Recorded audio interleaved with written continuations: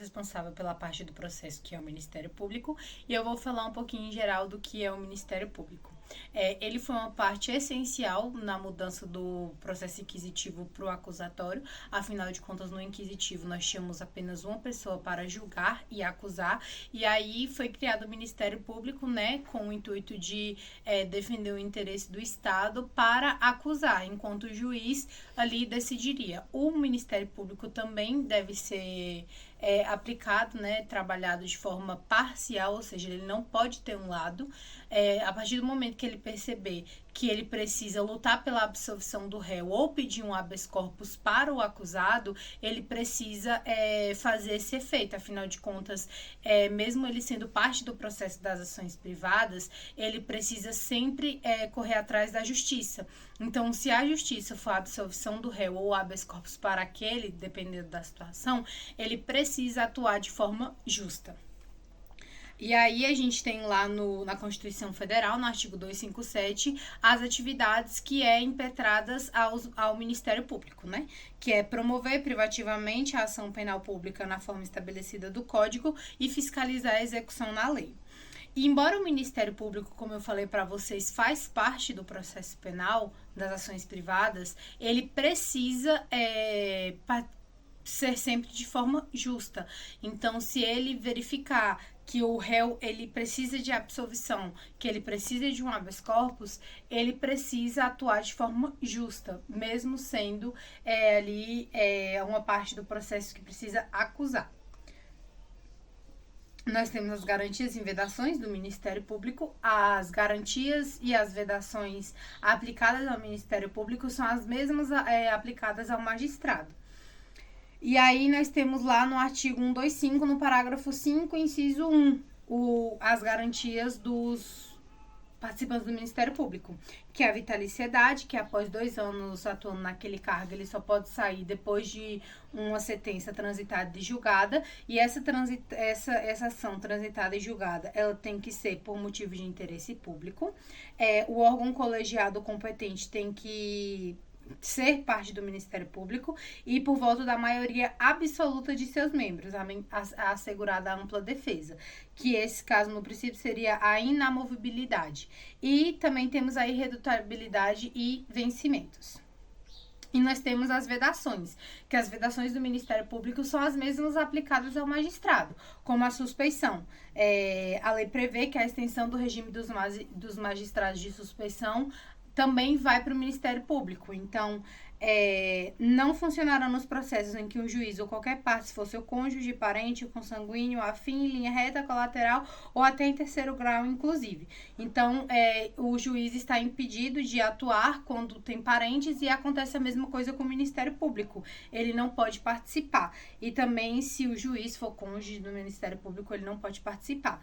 A gente precisa ter um pouquinho de atenção, porque essa vedação não se aplica a partes sucessivas no mesmo processo. Então, eu sou parente de tal pessoa, saio e essa parente minha assume o caso no Ministério Público. Então, a questão da sucessividade não tem nenhum tipo de impedimento. Olá! Em primeiro lugar, o que é promotor natural? Promotor natural se trata daquele previamente definido, cujo objetivo é evitar designações seletivas ou casuísticas. Para tanto, como princípio, mantém-se a independência funcional, garantindo segurança jurídica para o promotor de justiça, que poderá livremente desempenhar suas funções, inclusive as de ofício. Segundo a Constituição Federal, em seu artigo 127, parágrafo 1º, temos 3 princípios institucionais, sendo eles: unidade, que é quando os membros do MP atuam e fazem em nome da instituição. Neste caso, jamais atuam em seu próprio nome. Lembrando, contudo, que não há unidade entre os segmentos ministeriais, ou seja, não há unidade entre o Ministério Público Federal e o Ministério Público Estadual. Esse é um exemplo. Indivisibilidade permite que, em havendo substituição dos membros do MP, o Ministério Público, não altere o curso dos trabalhos ou haja prejuízo no decurso dos processos. Independência funcional. não vinculação do membro do Ministério Público a qualquer manifestação externada anteriormente e ainda não sujeição à influência exercida por órgãos superiores no comportamento ou andamento processual. Promotor ad hoc. As funções do MP só podem ser exercidas por membros de carreira de acordo com as normas e sob a luz da Constituição Federal, impossibilitando, assim, nomeações que possam alterar ou impor por parte do juiz de acordo ações de acordo com a ocasião. Hoje nós vamos falar um pouquinho sobre os prazos de intimação do Ministério Público. A intimação pessoal, segundo a Lei Orgânica Nacional do Ministério Público, Lei de número 8.625, especificamente no artigo 41, os membros do Ministério Público têm a prerrogativa de receber intimações pessoalmente.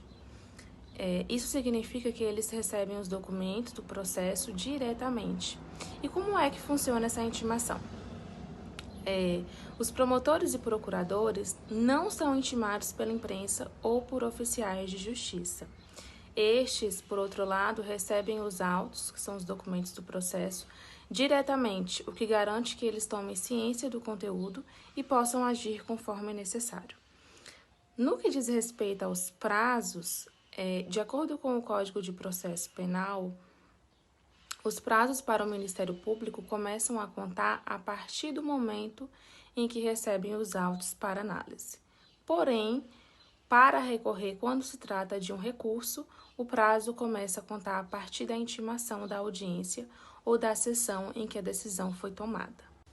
Ainda sobre os prazos, existe uma decisão do STF que informa que, se houver diferença entre a data de recebimento dos autos pelo Ministério Público e a data em que o membro assinou a ciência da decisão, a contagem do prazo recursal deve começar a partir da data de recebimento dos autos. E ainda sobre a Lei 8.625, ela estabelece algumas prerrogativas para os membros do Ministério Público, como, por exemplo, vista dos autos. Então, após a distribuição dos processos, as turmas ou as câmaras, o Ministério Público pode revisar os autos e participar das sessões de julgamento. Outra prerrogativa o exame de autos. Então, os membros do Ministério Público podem examinar qualquer processo concluído ou em andamento em qualquer juízo ou tribunal. Outro ponto é o acesso a autos policiais. Então, eles têm o direito de examinar os autos de flagrante ou inquérito em qualquer delegacia, ainda que estejam com a autoridade. Outro ponto é o assento em sessões. Então, os membros do Ministério Público têm um lugar especial nas sessões de julgamento. Então, eles podem ficar ao lado direito do juiz de primeira instância ou do presidente do tribunal.